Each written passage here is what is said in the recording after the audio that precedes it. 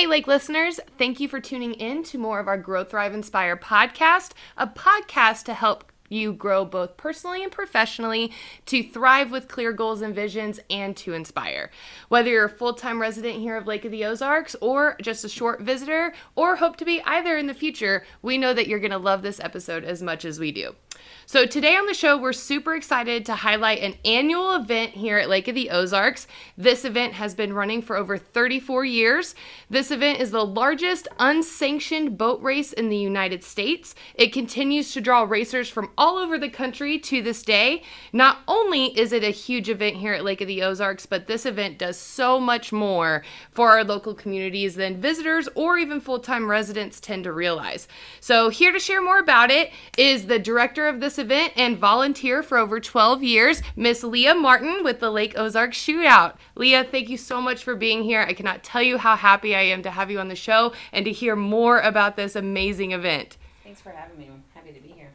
So, Leah, first I just kind of want to kick it off with you just explaining a little bit more about yourself. Like, what can you tell us and how did you kind of get here with the shootout? Sure, yeah. So, again, Leah Martin.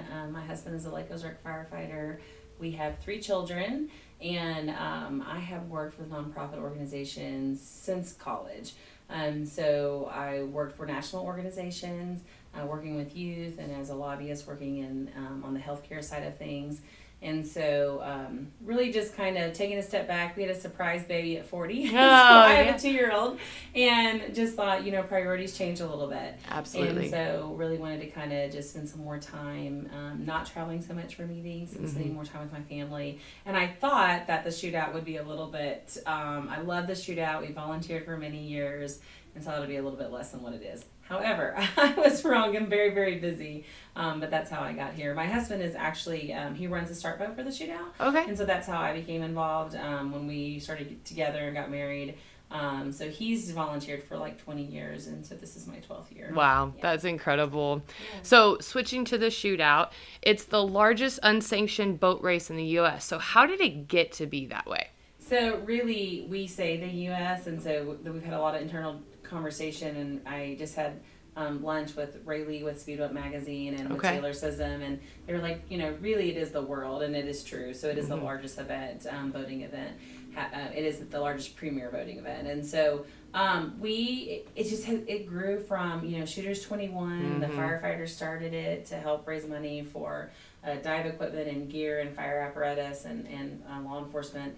And so it just grew so big that they turned that back over to the community, and from that it's just grown. I mean, I know Budweiser at one point gave a $400,000 donation to help market it in the very early stages of the shootout, and so that helped made a huge impact and to grow that event, and it's continuously to grow every year. That's amazing. Yeah. So you have said that it's a nonprofit, which you have tons of experience with.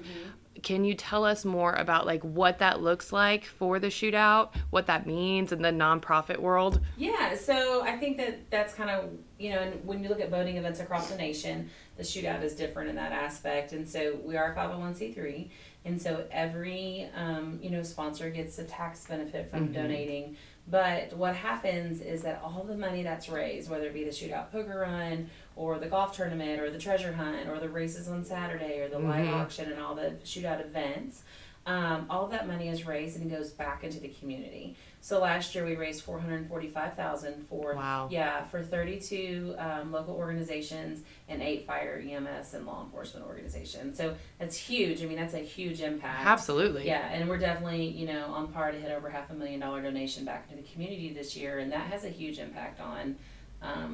When you get off the water, it's a different community, and so it really has an impact on those families that need it most. So, yeah, we're excited about that. You're the director of the shootout event, which is the whole thing. So what exactly does that job description entail? I mean, you have got to be running in about 1 million directions. Yeah, so it involves a lot more than I thought. I do a lot of events and have been involved in community for a long time, but I laugh because I'm like, well, Powerboat is just kind of like dealing with kids. You know, there's a little bit of similarity. It's just everyone is so busy nonstop. I could going imagine. in 10 million directions. So really, I focus a lot on sponsors and organizing the event. And luckily, we have so many amazing volunteers who have volunteered. Some of the committee chairs have done it for well over 20 years, like I just said, Right. with Starboat. And so they kind of they know their roles and they handle that. And so from my aspect, it's really just the structure of it and the registrations and the finances and the sponsorships and making sure that everything actually gets implemented from the volunteers and the planning. So you must be an extremely organized person. I would say yes and no. I love it. Maybe not look at my laundry room. Right. So one thing I didn't know about this event is what it does for all of the local communities. I know you were telling me a little bit about it, but can you expand on this for our listeners and the impact that it has within our areas in regards to local charities, organizations, and just the lake itself? Yeah, so I mean that weekend alone, just the revenue that's generated, every Airbnb, every restaurant, every hotel, every business, every gas dock, and so on water, off the water, that's the biggest probably revenue that we receive from the entire year. So it's a huge event for the lake. I mean, it brings in millions of dollars every single year in revenue to the community, and that has an impact on all of our businesses. On the nonprofit aspect, I think something that's very tangible. Ron and I were talking. Ron Dugan, who's the president, about, and he said, I said, what is your why? And he said, my why was when I went to Mid-County Fire and looked at their fire. He said the chief took me to their dive equipment. Okay. And he said he took me to the trailer and he said every single thing was bought by the shootout funds. Wow. So their dive equipment and being able to help do search and rescue for families, everything has an impact on families that we don't even necessarily think about, even if it's fire or law enforcement or another nonprofit organization that we give money to. And so, but he said every single thing was impacted.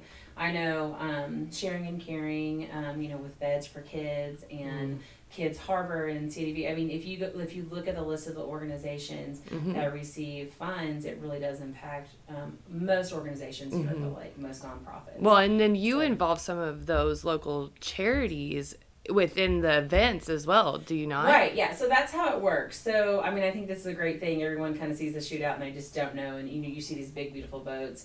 But what happens is we had over 6,000 volunteer hours last year. And so all the money that's raised just kind of goes into this pool. And everyone it's all volunteer. And so I want to go, as not in a different role, or if you wanted to come volunteer for the shootout, there'd be a list of organizations and you could say, I want my volunteer hours to go towards Lake Ozark Fire or whatever you wanted that to be. And so at the end of the event, we calculate all the thousands of hours and look at how many organization, how many hours were dedicated towards each organization. And whatever money is raised, that becomes the ratio. Then those organizations get paid out on the volunteer hours that were dedicated to them. So instead of going and working for money, you're going and volunteering your time, but there is a financial contribution for your time. That's amazing. A local charity. So it is amazing, and it really helps keep us, it keeps us to be able to grow because people love that. I mean, they love that aspect about it. You're not just spending your time and energy on something, but it actually has a deep impact on, buying buddy backpacks or whatever the organizations are using the money for. It has a tangible. Right. That buddy backpack program is incredible. I mean, there's so many, but I just love how it gets them involved. And then, what is the volunteer number now? I mean, it has to be. It's several hundred. Yeah. Like I said, we had well over 6,000 hours last year. I think it was closer to 7,000 volunteer hours last year. That's crazy. So, it just grows every year, and we've added some new events this year, and so again, that volunteer hours and it encompasses, the 32 charities encompass so many, so it's Changing Table, and Boy Scouts and Rotaries and Kiwanis and all of those, even the service organizations that turn around and give that money back out to the organizations that they support. So it really is just encompassing of all the charities here at Lake of the Ozarks, and not just Camden or Miller, but it is the Tri-County Lake area. I love that. So, yeah. How do you become a volunteer too? Like if a business or a local listener was listening to this and wanted to come help out, how would they do that? So you can go to the website. It's lakeoftheozarksshootout.com, and there's a Become a Volunteer tab on right there, and so you'll be able to get that information, and it'll actually be an email that comes to me, and we'll plug you into that. The Lake West Chamber helps manage volunteer recruitment and time management, and so I would just put someone in contact with Mike after they've reached out, and we'll give you a list of all the opportunities that you can volunteer for. And so that way you know the hours and the time that you would actually be dedicating. It's not just show up, there's shifts and things. And businesses are eligible as well, right? Absolutely. Yeah. Businesses, people. I mean, I spent some time this year going before like Young Professionals at the Lake and other organizations to say, hey, this is a great way for your organization to give back and donate hours of service to the community that has a financial impact as well. I know several of our agents get involved and stuff, so that's amazing. Yeah. And the Dream Foundation was actually one of the benefactors in the last 2 years. Yeah, the Dream Factory. Yeah, it's the amazing organization. Again, like I said, you can't ever pick a favorite. They're just all so good, but it's hard to, not have all of them in your head, when you're going through that event. So since it's August, and I know you're in full swing of everything, what are some cool events this year? I know you have a couple new ones, and even some that maybe locals might not ever know that you had. Yeah. So there's a lot that encompasses the shootout. So one of the changes that we made this year, normally in August we'd have the treasure hunt.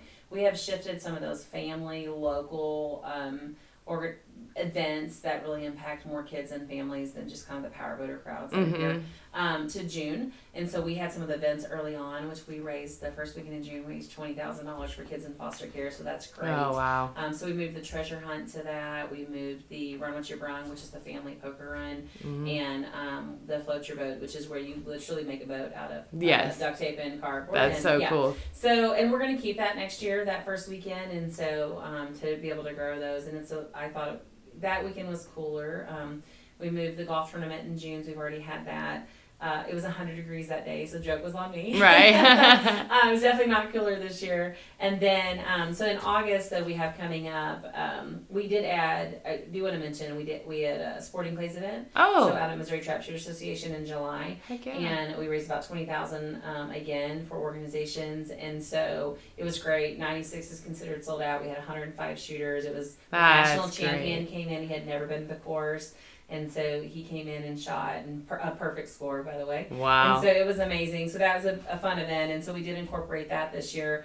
The other new event that we are actually getting ready to announce is a half-mile car shootout in October. Oh, yeah. So that's coming up. So this would be the first official announcement of that. Yes. I love official announcements on this show. So watch our Facebook page and the website, and we'll be announcing when, where, who, and how. So it'll be at an airport, and it's going to be a really awesome event. We'll probably be able to raise about $50,000 to $75,000. Wow! For the I'm going to have to come see that. Huge, yeah! It's going to be amazing.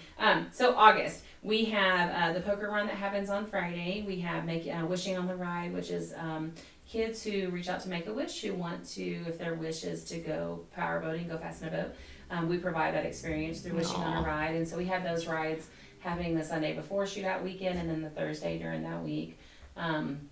We have the Hall of Fame dinner, which anyone is welcome to come. You can purchase tickets online, and that's where we induct members into the Shootout Hall of Fame. And so Missouri Eagle is actually, they've been a sponsor since the very, very beginning. Like I said, Budweiser with a $400,000 donation. So they're going in this year. And Mark Mawson, one of our board members, who's also a long time, he has volunteered for the shootout every single year since its inception.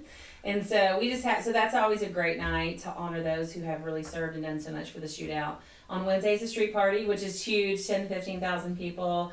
We were talking about it before the show, but we have, you only have so much feet on the strip, and I'm already kind of reaching that limit, so that's amazing. We'll get creative. We may be using more parking lots. Yeah, I was going to say, we might have to put some boats somewhere else. We have a lot of new boats this year, and then on Thursday is the meet and greet and pre-registration for the poker run.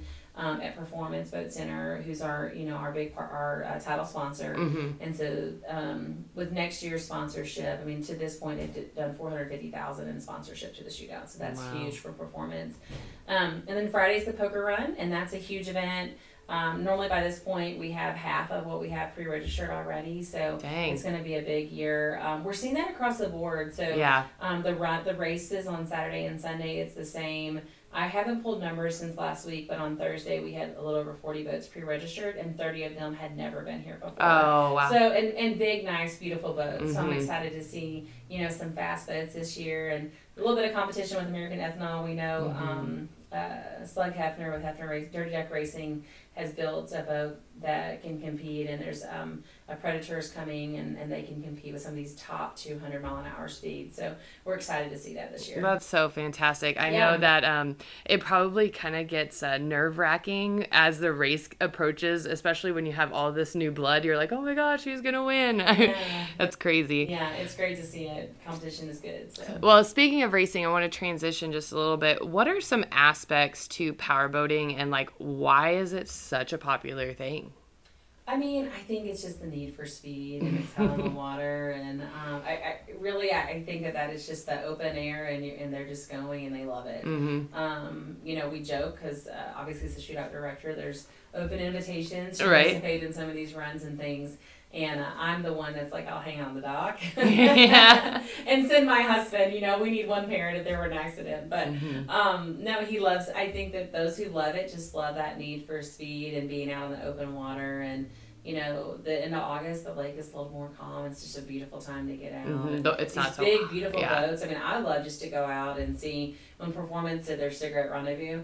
We went and had breakfast that morning out on the water and came back just at the turn when they were coming, and my kids were just, the helicopter chasing the boats, getting the pictures, and these big, beautiful boats going by, and you just never get tired of that. Yeah, that's so great. Even as a boater, I think that they just love the sport and then love the other boats. Right. Just that aspect of it. So. Well, my favorite thing that you shared with me that I for sure want to hit on is the other national races that have contacted you in the past and even this year, and just asked about certain aspects that they could get from the shootout to then incorporate in their races. I know you were saying you had just talked to somebody huge recently, right? So Tiki Lee Shootout just happened up in Chesapeake Bay, and they had actually reached out. Actually, the Coast Guard reached out, so that was a pretty cool experience. That is so cool. For me, asking for, just to see our safety plans, and so as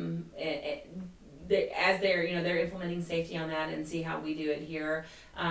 New York, some of the New York races have reached out, and actually they're sending representatives this year to come and check out the shootout. And that's incredible. Yeah, so it is. We've been to Oklahoma when they were doing the shootout over there at the Grand Lake of Cherokee, and so that is something that for me is surprising still every time, because we're here and we just think about the lake, and I volunteered, and you just when you're doing it, it doesn't maybe. You don't realize the impact that it has. Right. But it was interesting. Again, I had with Taylor and with Rayleigh the other day, and they were talking about really, Rayleigh from Shootout Magazine said to me, really, Leah, the Lake of the Ozarks Shootout is the standard. It is the ruler by which everyone measures. And you continually hear that. And looking at the voter registrations of those 30 new participants, none of them were from Missouri. So it's not Missouri Power. I mean, we have a lot of local race teams and people that participate but we have so many from Canada and California and Florida, so we're really pulling from everywhere. I actually had someone contact us, and they were coming in from New Zealand this year. So it's amazing. I mean, it just blows your mind. Insane. Yeah, it's crazy. So we had a European boat racer recently reach out. I just want to share this real quick. He said, hey, I've ran the European offshore circuit for 16 years. I'm coming in because if you're a power boater, the shootout is a bucket list for you. And said, I would love to just volunteer. If there's anything I can do, just know that I'm here and I have lots of years of experience. And so I think that really speaks to what the volunteers and the board has done in the community in supporting this growth of the shootout. Such an amazing over 34 reach. Years. Yeah, it's crazy. I got a few more questions. Is there anything that would help the shootout right now or this year? I think something that we always need is volunteers and sponsorships. And then just sharing those events locally. If you see it on social media, go to our Facebook, like the Ozarks Shootout, and like the page and help us share as the events are happening. So we want to continue to have that reach and that draw and a social media presence. We're incorporating TikTok videos now. Yes. So look out this week. They were setting that up today, so they'll have some reels. I'm like the biggest TikTok junkie. Yeah, right. Yeah, so we'll have some stuff from the event this year, which will be fun to share out. And then we're obviously looking for new sponsors always, because the sponsorship is really how we grow the event and the structure of it. And to be able to give that money back into the community is huge. So, that is. Yeah. And then volunteers, if you want to volunteer. And you may think that, I had someone contact me and said, I've wanted to volunteer for 17 years. This is my first year. And I specialize in media. And so I'm like, that's actually great. I don't have a lot of time to write articles, but we'd love to have more of a presence and a post-shootout follow-up of this is what happened at all the events. And so, you may have a specific skill set that could very well needed. Yeah. And we will try our best to utilize anyone who want to volunteer. So that's cool. Yeah. Well, my last questions go back to kind of you personally. Okay. They're rapid fire, just fun that I ask every guest. So the first one is, in what area, either personally or professionally, do you want to grow more in? I would probably say personally. Just as a mom, you just always want to spend more time, and so I'm trying to learn to just shut that professional life off a little bit more and be more focused and a little bit more. Kids. Yeah, time management. I get that. Yeah. Next one. Where are you currently thriving? Really, probably professionally. This is in August. It's just nonstop, but we're gonna have an amazing year this year, and that feels good to come in my first year and have every event has grown this year, and so we've raised more money at every event so far, so that feels pretty good. Awesome. Last one. What inspires you? Really, I grew up sitting in church pews, and so I believe that the church is outside of the four walls, and I know that this is not a religious thing, but people don't understand. That's why I love community. It's why I love an impact. Because, a hungry child sitting on the street doesn't want to hear about Jesus, they want food. Yeah. And the organizations that we serve meet those tangible, instant needs for kids and families. And so that's what inspires me, is the work that our organizations do. It's why I'm involved with the shootout. I've, again, worked for national organizations all of my career. And so to come back to a local nonprofit, I feel, I thought it was a national. Now I'm learning different. Yeah, right. It's just local. But that's what it is, because we have such an impact, and then we're just meeting these basic needs by all this money and all the support of the shootout. So that's huge for me. That's awesome. That. Yeah. Well, Grow, Thrive, Inspire listeners, we could not be more thankful to Leah for bringing all of the information here about the shootout and sharing it with us. You can connect with her at director@lakeoftheozarksshootout.com or on Facebook at Lake of the Ozarks Shootout. We have more episodes coming, so be sure to tune back in on Wednesdays and like and subscribe to all of our pages if you like our content and want to keep following our show. And remember to always grow, thrive, and inspire, and we'll catch you next time.